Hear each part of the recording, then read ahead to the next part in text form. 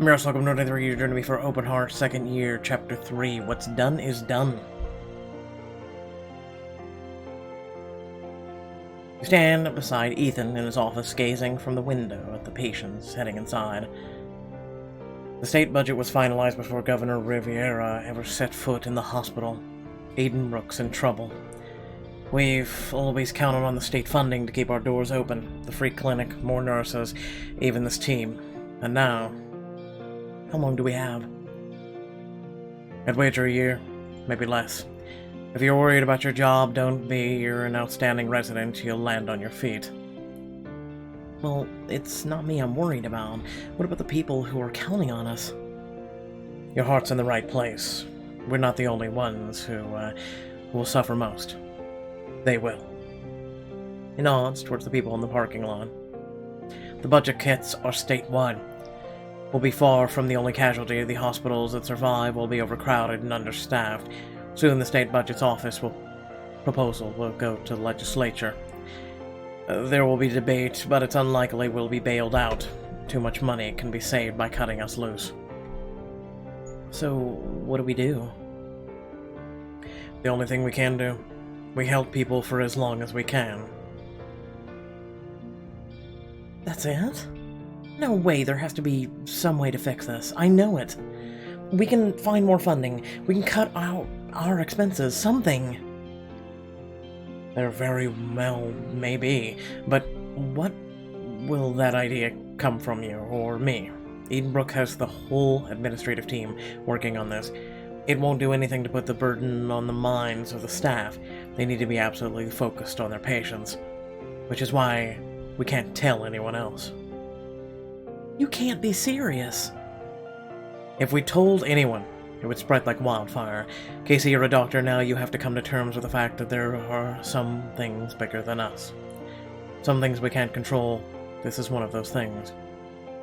You're asking me to hide this from my friends.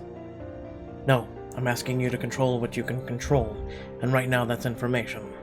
The news will get out eventually, but if we can keep our colleagues focused on what matters for a month, a day, or an hour, isn't that the right thing to do? If it matters so much to keep this quiet, then why did you even tell me? I don't know. For some reason, I felt like I needed to. That's exactly how I feel. Don't you see? I understand. You do what you think is right. I trust you. Just please think about what I've said. I'll think about it. That's all I ask. Just then the door swings open and Baz and Jules come in. Allow me to introduce you to Lamar Stevenson, or rather, his brain. Baz sticks a set of CT scan images to the film illuminator. I don't see anything wrong. No necrosis, no tumors, no calcification. What am I looking at? Exactly. What are we not looking at? No time for games, Marani. Spit it out. Lamar originally came to the ER at the urge of his wife. Several weeks of severe headaches, pins, needles, and more recently the loss of his peripheral vision, but the admitting doctor couldn't figure it out. He sent him up to us. What else do we know? Blood tests came back with the markings for meningitis. Okay, but that could be caused by anything. Viral, fungal, parasite, cyst. We've already got him on full spectrum of antibiotics to manage it, but no improvement yet. It's the best we can do right now. The team runs through more and more possibilities. Field of vision. What about glaucoma? It can be mistaken for a migraine if it's left untreated. I'll run a test and report back. I'd like a chance to speak with Lamar face-to-face anyway. Very well. Get back to us. As you leave the office and head towards Lamar's office, the full weight of Ethan's revelation begins to hit you. Is this the end of Edenbrook as we know it? You pass through the halls. Every doctor, nurse, patient you see is about to go his business as usual. How do I keep it together knowing what I know? But can I really burden everyone else with the same knowledge? Soon you're running an eye pressure test on Lamar. You check the results. Well, it's within normal range, so it's not glaucoma. So we're back to the drawing board? It's fine, Liz. We're with the best doctors in the world. I'll be good as new in any day now. How are you not worried about this? You worry about everything. Lamar's wife, Liz, gently strokes her husband's forehead, nodding on him. I do hear that your team is supposed to be really great, but I just don't know how we'll be able to afford all these tests. You can relax, Miss Stevenson. The diagnostics team only charges what the patient can afford based on their financial situation. Lamar suddenly winces in pain. Oh, feels like my stomach. Ugh. I'm gonna increase your morphine and see if that... Please don't. I'm a little wary of the drugs. I'd rather bear the pain. It's your choice, but if you were feeling up to it, I'd like to dig into your history. My answers won't be very interesting. Liz and I have lived a very quiet life here in Boston for 20 years now. 30 years, Lamar. May I ask, when were you last sick? Can't remember. I barely even get colds. Always had a tough immune system. Even when he was in Green Corps, he never got sick. His mother was so worried about him catching some unknown disease. You were in Green Corps? That's pretty cool. Before we met, he was such a homebody. It's hard to imagine him globe-trotting, righting wrongs, fighting for justice. You make it sound more noble than it was. Besides, it was a lifetime ago. He reaches for his glass of water, knocks it over, spilling it all over Liz. Oh, hell, sorry, darling. Butterfingers. It's okay, I know your peripheral vision has been worse lately. Huh. We knew his peripheral vision was worse, but he was looking right at the glass just now. Lamar, do me a favor, try to grab this pen for me. Lamar reaches for the pen you're holding, but misses. You then press two pins a short distance apart from his arm. Look away. Do you feel my pin? Yeah, I feel it. He didn't notice two separate points. His discriminative touch is failing, but that doesn't narrow this down yet. Doctor, what's wrong? Oh God, is it getting worse? Hide it. There's no point in being straight. Be honest. It's his discriminative touch, the ability to distinguish between multiple points on the contact of skin. Oh no, Lamar. That doesn't sound great, Doc. What does it mean? It means we have one more piece of the puzzle. The more we know, the quicker we can solve it. That's what matters. Lamar and Liz nod, but you're not sure they believe you. Later, you hear Zaid chewing someone out. Okay, watch me closely because it's a very complicated procedure. First you open the chart, then you flip the page, then you flip the page again. I got it, Dr. Morani. Do you? Because reading a patient's chart isn't the thing I thought an intern would screw up today. Hey, what's going on here? Your intern ordered a nitrofuriaton for a UTI patient with a history of jaundice.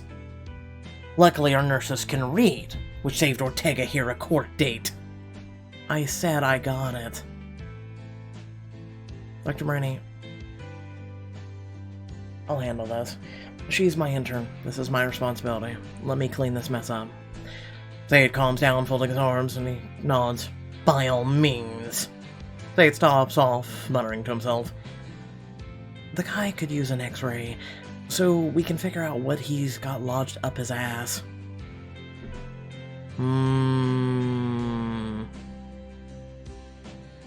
Ortega, you have to be more careful.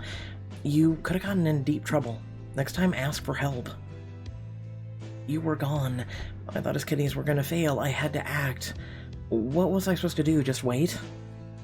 Yes, you have to always think about how you'll explain yourself if something goes wrong, okay? Fine. Got it. After a long shift, you and Jackie are heading towards the lockers when you spot an excited crowd of doctors gathering around. Oh God, it's him. No need to push, there's more than enough for everybody. What the hell is this?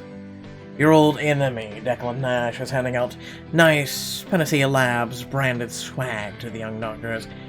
You need a new stethoscope? Here you go. And you, young man, you look good with one of these. A leather briefcase? This is actually legit, but I thought pharma companies couldn't give out swag anymore. It's fine if it's educational, and I think you're going to educate a lot of folks on how to class up this joint. Nash, stay the hell away from our interns. Is that any way to talk to your valued partner? Fancy Labs is running clinical trials here, remember? Your beloved Dr. Ramsey's little deal with the devil. I'm going to be personally overseeing those trials. While I'm at it, I thought I'd give it a hand to the next generation of great doctors. He had that more swag to your eager colleagues. If any of you are interested in speaking, or engagements, or consulting arrangements, Fantasy Labs is more than happy to pay your fees. And tell all of your friends. Our fees? Declan smirks at Jackie, looking her up and down. What about you, Sugar? I bet you could hold an audience's attention. You're not gonna get us to prescribe more of your overpriced crap, just because you can come in here acting like a pill-pushing Santa Claus. Dr. Pharma isn't. Look, I'm a good guy once you get to know me. I'm taking an office upstairs. Screw this. Let's get out of here, Casey. Declan calls after you as you go.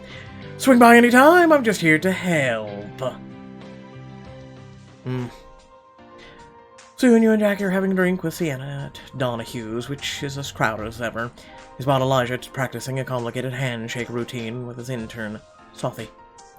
Fist bump, first spear fingers, and explosion! Dude, this is the greatest handshake of all time. Crap, the interns are here. I was hoping to Hello, Dr. Pharma. Gary, I told you, outside the hospital, I don't know you, you don't know me. Oh, in that case, let me introduce myself. My name is Gary Garrison, and I... As Jackie tries to shoo Gary away, you turn to Sienna. How's your intern, Mitch? Right? Mitch, he's wonderful. He has so much potential, I can tell. How's Esme? You glance over at the bar where, once again, Esme is drinking alone. Just like that first night you met. Esme, she's... nice. Talented. We haven't seen talent, and we haven't seen drive. Well, no, we did see drive. A little drive.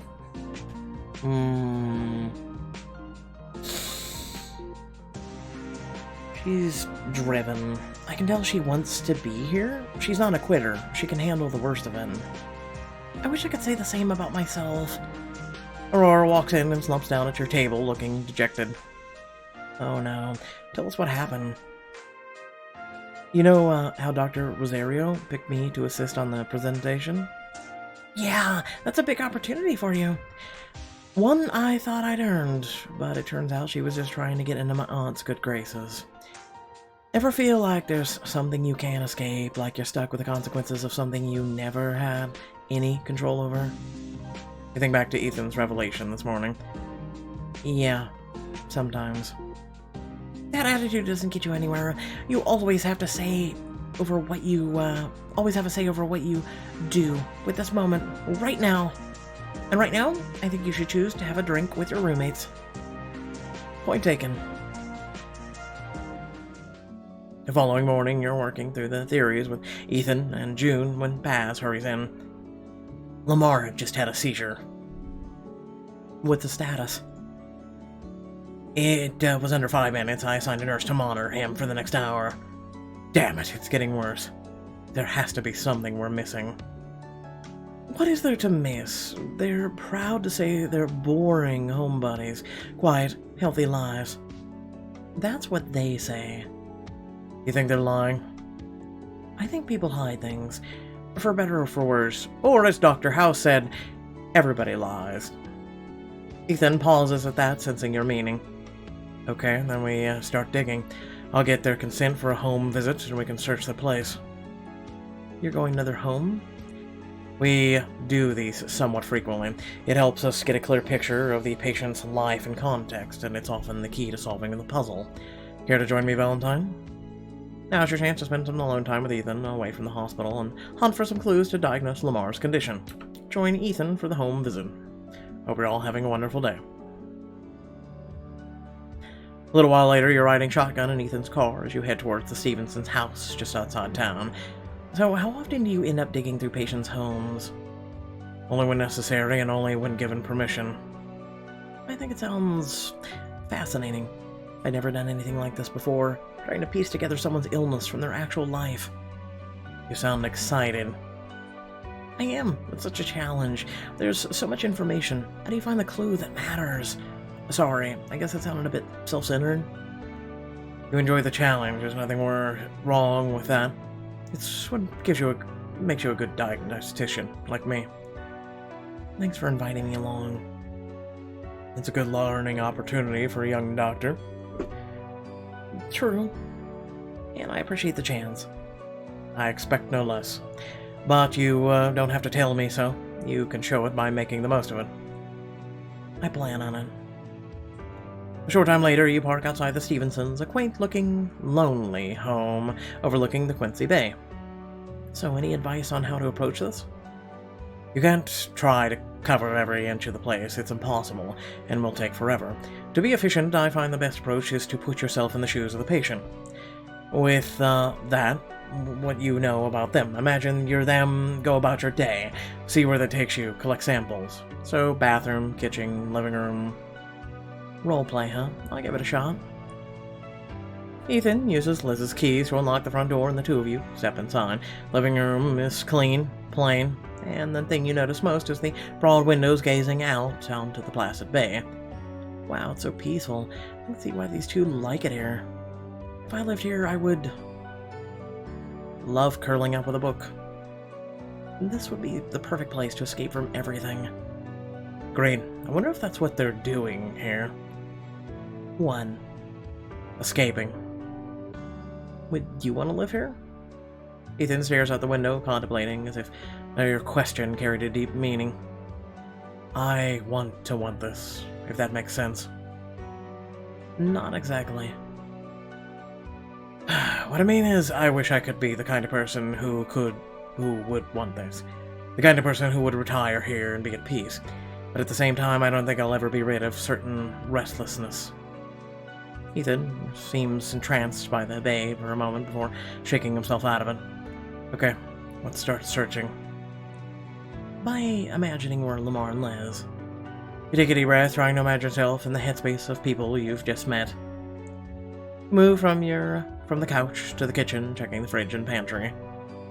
The bathroom, where you examine the medicine cabinet. Nothing of interest yet. They're exactly as unremarkable as they said they were. Next, you and Ethan check the greenhouse, looking for pesticides or chemicals. Potting mix has been known to breed bacteria. If it accidentally got ingested, it could lead to Legionnaire's disease. It would explain his headaches, though not other symptoms. Good thinking. If there's even a chance, grab a sample. Later, in the master bedroom. Ethan, could you give me a hand here? I can't reach.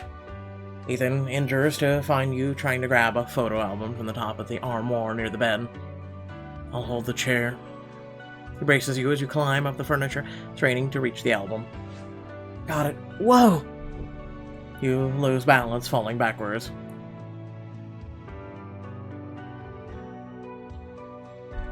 Careful. As you slip, he reacts quickly and catches you in his arms. Whoa, nice catch. Normally these home visits aren't supposed to end up with us requiring medical attention. You laugh and look in each other's eyes, letting the moment linger. You can see him fighting to hold himself back. You know you don't need to show off how long you can lift me. Oh, right. He finally puts you down and straightens his coat. Now then, where were we? Together, you sit on the side of the bed and peruse the photos. Interesting. What'd you find? Look here. Jotted pictures of Liz, baby pictures of you from college, her early 20s. So what's so special about them? There aren't any of Lamar. In fact, there don't seem to be any pictures of Lamar from before they met. That's plenty of explanations for that, but something tells me we're not getting the full picture. My thoughts exactly. I think we're done here. Let's take these samples back to Edenbrook. We've got tests to run. Next morning, you're with Aurora ordering breakfast from a neighborhood deli. Wow, I don't know what to get. Everything looks so good. My eyes are definitely bigger than my stomach. If you were talking literally, now that would make for an interesting case. Suddenly the man in line suddenly clutches his chest and crumbles to the ground unconscious. Aurora, I think he's having a heart attack. You feel his wrist for a pulse while the other patrons stare in horror. Aurora rips around and points directly at a nearby man. Sir, I need you to call 911. I'm dialing now. I'm starting compressions. Casey, stop. Look, his fingernails. Aurora holds up the man's hands and the tip of his fingernails are blue. His lips are turning blue too, which means he's choking. This isn't a heart attack, it's pulmonary embolism. The chest compressions could stress the lungs or dislodge the embolism and kill him. Good thing you stopped me. Minutes later, the door to the deli flies open. Clear the way. Raphael and his fellow paramedic roll a stretcher towards you. What do we got, doctors? Male 40s. We think he's got a pulmonary embolism. Get him on anticoagulants right away. Will do, doctor. Amazing save. Raphael's team load the man into the ambulance as you and Aurora walk back towards the apartment. Aurora, that was awesome. It was, wasn't it? It felt like something out of a TV show. I just wish the server had shouted, "Is there a doctor in the house?" But that would have been so cheesy. Kinda like this sandwich. I mean, what? I like cheese. I live for cheese. Doctors, wait! You forgot your breakfast. You look back and find the man who dialed 911 running towards you with a huge bag of takeout. Oh, thanks. You were really something back there. She's one of the best doctors at Edinburgh. I don't doubt it. It takes a very cool hand under pressure to catch a detail like cyanosis. Cyanosis? Are you a doctor too? As a matter of fact, I am. Over at Mass Kinmore. Our trauma always needs cool, motivated doctors. He takes a business card from his pocket and hands it to Aurora. Let me know if you're ever looking for a change of pace. The man smiles again and jogs back to the deli. Aurora watches him go, her jaw hanging open. Look at you, getting recruited off the street. That wasn't a real job offer, was it? I think so. That's crazy. That's not the craziest thing. Here's the man's business card, stamped with the name Dr. Tobias Carrick. He didn't even know my name. That's because he saw you make a quick diagnosis. Like, that's very valuable in the medical field. Later, you're in the diagnostics office reviewing Lamar's case when you notice someone wandering the hall on the glass walls of the office. Oh, this guy again. Hey, I've seen him before. He came to the clinic asking about our staff and then ran off. Step out into the corridor. Excuse me, sir, can I help you? Oh, I'm, all turned around. Never been on this level before. They said he moved offices. Dr. Ethan Ramsey, know him? This is his office right here, but he's not in. Are you a patient of his? Frequently, but not today. I'm his dad. His dad? Alan Ramsey, nice to meet you. I can see the family resemblance. I'm Dr. Casey Valentine. I work with your son. Ah, Valentine, you're the rookie. He's talked about you. Nothing too bad, I hope. Ethan doesn't tell me everything, but from the sound of it, you've gotten under his skin a few times. I take it as a compliment. I will. If you want to wait in here for him to get back, I'm sure that'd be fine. I'm in a bit of a rush. I have to get back to Providence soon. But I got something I really need to talk to him about. Do you think you could help me track him down?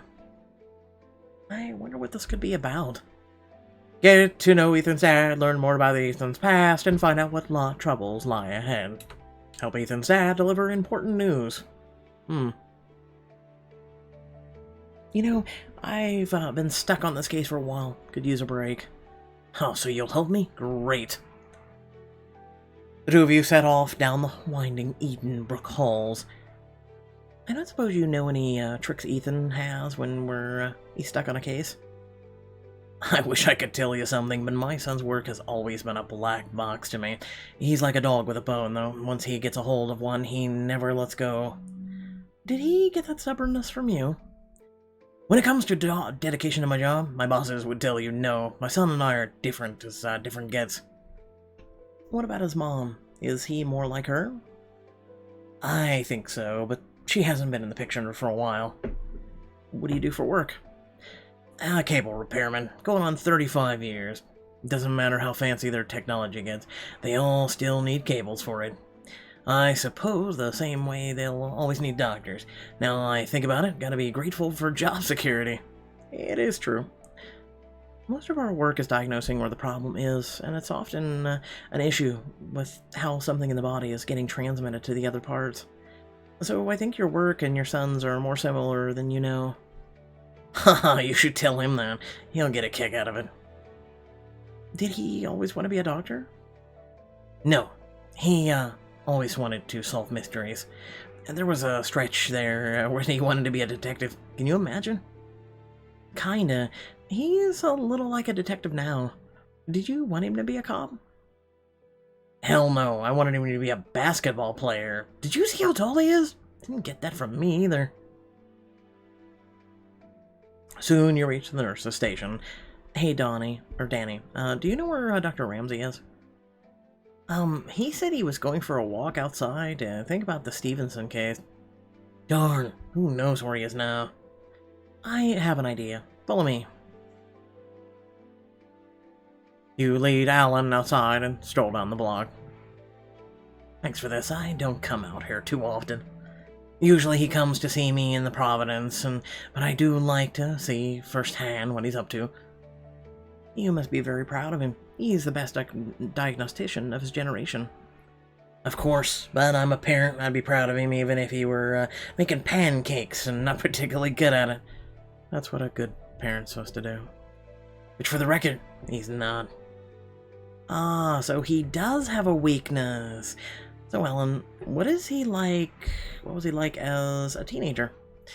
I have a feeling he was a handful. You couldn't ask for a better son, especially as a single parent. He studied hard, did his homework, did his chores, found summer jobs. I never had to motivate him for anything. That's all came from within. You approach Ethan's favorite coffee shop. He likes to come here to think on a tough case. I bet he's in there. Great. You seem to know him well. I suppose. Sometimes he's a bit of a closed book. Do you have any advice for working with him? Here's the thing about the way Ethan thinks. To him, everything, and I mean everything, follows a set of rules. Life is about figuring out the world's rules, figuring out your own, and then you stay true to both, no matter what. Did that make any sense? Yeah, I think it did. You enter the cafe together and see Ethan sitting with an empty mug of coffee and a book, staring pensively out at the street. Ethan snaps to attention as if waking from a dream. Dad, what are you... Casey? She helped me find you. She was a really, huge help. He always is. It was nothing. Dad, why didn't you tell me you were coming? I did. I left a couple of messages. I figured you were busy. I'm sorry I've been out of touch. Things have been, complicated. But I'm still coming down to Providence next month. And this is something I thought you should hear in person. It's your mother, Ethan. She gave me a call. Chill crosses Ethan's face, but he remains poised. I'm not interested. She said she wants to see you. I said I'm not interested, Dad. I'm sorry, I should get back. And you should talk alone. Thank you for giving me a hand, Dr. Valentine. Let me at least get you a coffee for your time. I think Ethan and I will be here for a while. You protest, but Alan heads to the cashier. You sit down across from Ethan. I'm sorry about him. He shouldn't have brought you into this. It's okay, really. But are you okay? I mean, if your mom hasn't been around... It's no different than a stranger walking into a clinic asking to see me. A stranger? Yes, I haven't seen my mother since she walked out on us 25 years ago. You reach across the table and press your hand to his. He doesn't resist, instead gently stroking yours with a thumb. I'm here for you. I mean, I mean it, Casey. This means nothing. You don't even know why my father came all the way here to tell me, but nevertheless I appreciate your being here. Alan returns with fresh to-go coffee. You take it. Thanks again, Casey. Sure thing. I'll see you back at the office, Dr. Valentine. This won't last long. You head for the door, glancing back at their table. Alan's talking, hunched over and quiet. Ethan's once again staring out the window, his eyes cold and harsh. Basically, he's gonna handle this news about as well as I handled mine about my father. Later, you and Ethan head into Lamar's room to check on him, and find his bed empty. Where the hell is my patient? Ethan, in his condition, Lamar's a danger to himself. We gotta find him. The two of you sprint through the halls as Ethan calls security, but soon a scream draws your attention. Up here! You appear up on the fourth floor. Someone is climbing over the railing overlooking the atrium. What? That fall will kill him. Damn it, come on! You and Ethan race up the stairs towards Lamar, who's clinging to the railing with a broad grin on his face.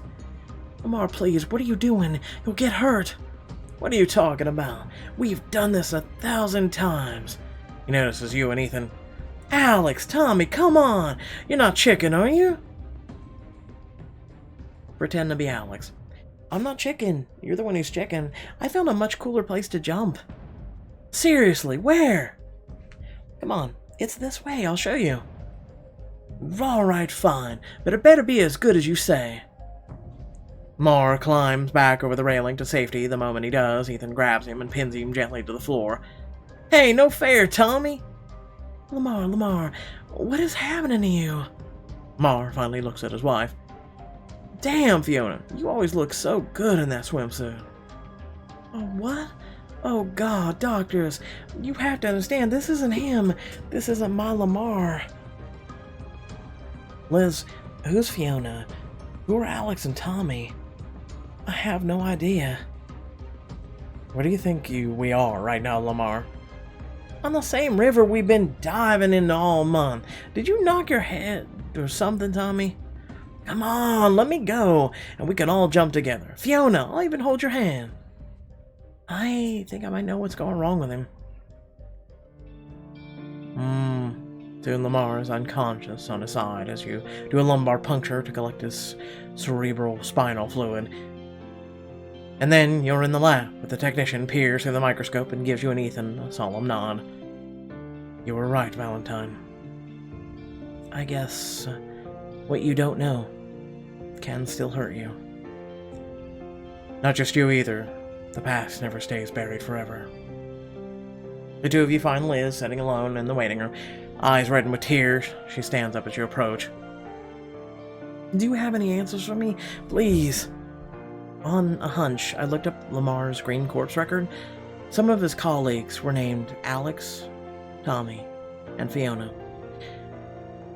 We then collected cerebrospinal fluid for VDRL tests, and Miss Stevenson, I want you to remember that this isn't a reflection of who Lamar is, or how much he loves you.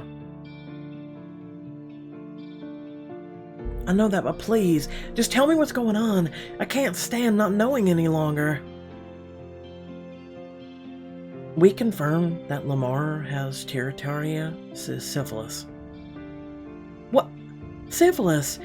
He has an STI? That couldn't be true. Lamar would never cheat on me. We don't think he did.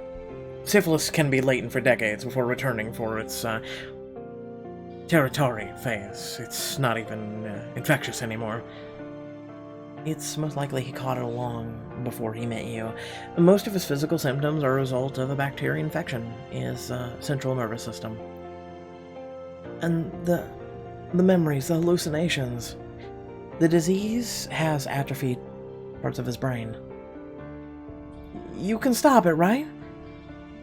Yes, with several days of IV penicillin, we can halt further progression. But, Miss Stevenson, I'm sorry to say that the damage that's already occurred is irreversible. You mean he won't remember me? He will some days. Most days, even. But it's possible he'll have similar episodes again. Liz suddenly collapses in your arms. You gently pat her back as her body is racked with sobs. I would have still loved him. Why didn't he tell me? He may not have realized what it was back then. Not the syphilis. He never told me what he was like before, who he was. All this time, why did he hide that from me? I don't know. Maybe because he was afraid. He was a different person when he met you, or because of you. If he told you about his past, you might have seen him differently. Perhaps he thought he could or would lose you entirely. And now, I'm the one losing him. Liz, when we visited your house, we couldn't find a single photo of Lamar from his youth. It was like his life began when he met you, because to him, it did. So did mine. She quakes, shuddering against you until her tears are spent. You're not sure how long she holds you, but you later find yourself walking the halls, trying to refocus on your next case. Just then, Elijah wheels by, grinning from ear to ear. Hey, Casey, come on. You gotta see this. Uh-huh. He beckons excitedly, still in a haze. You follow Elijah down the halls into... Ta-da! Welcome to the all-new Doctor's Lounge! They just finished the remodel. This must have been expensive. Your friends are already in there, marveling. Bryce kicks back on a nice armchair. Okay, this is pretty nice. They have 2 refrigerators, too. Have you ever seen such luxury? They seem so happy. But you can't help thinking about the ticking clock, the looming budget crisis, Edenbrook's uncertain future. And don't forget the best part. Boom! Foosball table! Oh, hell yeah, 2-on-2. Let's do this, Casey, you in? Ethan asked me to keep this info under control for their sake, but can I really keep hiding this from them?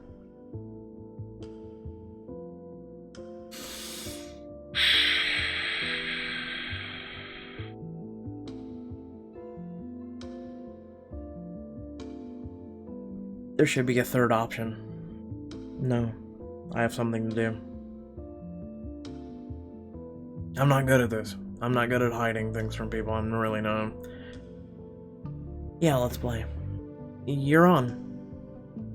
Just warning you, I was foosball champ in the freshman dorm, so I apologize in advance for the whooping. Elijah drops in the ball and you play. Your friends finding a rare moment of peace amid the daily frenzy of desperate patience and horrible sickness. You know your secret will come to light eventually, but for now, at least, you will bear this burden alone. You've kept Edenbrook's secret to yourself, but how much time have you bought? The hospital chart a new course in time to save itself?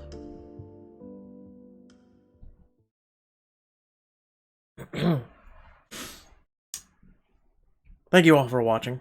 Please remember to like, share, and subscribe. Head down the description below, links to social media, Discord, and if you'd like to support me and my content. It's greatly appreciated. Also consider that if you do subscribe, hitting that bell icon to receive notifications, and consider hitting join. It's a great way of supporting the channel. It's a great way of also getting a few rewards for wanting to support this community and this channel. It's very much appreciated, and please consider doing so. It goes to help me and my 2 special needs brothers. So with that being said, small rant, if that's okay. Things like this suck. But things like this are also a very common occurrence in at least America. I don't know where you may be living, but this is a very common occurrence. In one of the towns that I priorly lived in, about a decade ago, they completely demolished the hospital there. And it was completely gone because of funding. And a lot of people had to find other places to go. That's just how it works. That's just how the cookie, as they say, crumbles. it also sucks for the patients, because the patients have to go without their doctors, they have to go without care, they have to go without a lot of things, and they also have to go a further distance. No more is that hospital close, they have to go to a further one, and for each and every second, for such as we had in this episode, which is a pulmonary embolism, for